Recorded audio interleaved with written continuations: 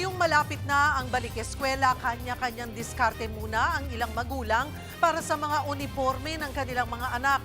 Dahil ang ilang patahian sa Maynila, nagtaas presyo na. Nasa frontline ng balitang yan, si JC Cosico. Kaliwat kanan ang mga patahian dito sa Recto Underpass sa Maynila. Ang mga tauhan nila abalang-abala na sa pagtatahi ng mga uniforme dahil ilang linggo na lang back to school na. Si Jocelyn dumayo pa galing Bacoor, Cavite para magpagawa ng uniform ng grade 8 niyang anak. Doon gusto namin makatipid. Gusto ko yung siya, komportable siya sa pag-aral niya, sa niya sa gamit niya.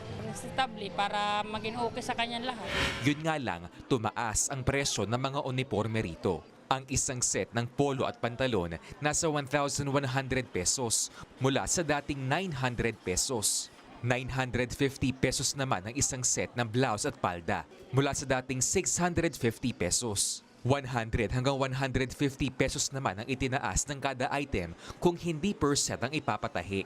Ayon sa mga tindera, tumaas ang presyo ng mga materyales sa paggawa ng uniforme gaya ng tela at mga botones kaya wala silang magawa kundi magtaas ng presyo. Isang dahilan din daw ang taas singil sa kuryente na kailangan para sa kanilang mga operasyon. Kailangan po magtaas kasi di po kakayanin dahil syempre marami binabayaran yung boss namin, bayaran yung mananahe namin, bayaran yung mga marami binabayaran, marami pinagdadaanan yan, cutter, pattern, lahat. Malulugi po. Wala pong tutubuin, walang kikitain. Medyo humina tuloy ang benta ng ilang tailor shops. Bawas na raw kasi ang set na ino-order ng mga customer dahil sa taas ng presyo. Ang ilan, nagpapa-repair na lang din daw sa kanila ng mga lumang uniform para muling magamit at makatipid. Minsan 8 set, ngayon nagiging 5 set na lang. Dati naman, yung mga dati kong customer, tapos yung nakaraan 5 set, ngayon naging 3 set na lang. Kasi nagtitipid na po talaga sila.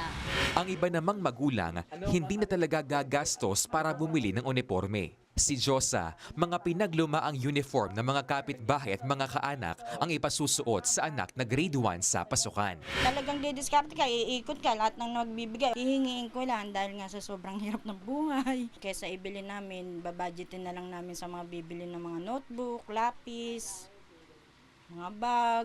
Ayon naman sa Department of Education, hindi strict requirement ang uniform sa mga pampublikong paaralan. Pwedeng pumasok ang mga estudyante basta't nakasuot ng disenteng damit. Sa June 8 na ang pasukan para sa school year 2026 to 2027. Nagbabalita mula sa Frontline, JC Cosico, News 5. Mga kapatid, Cheryl Cosing po.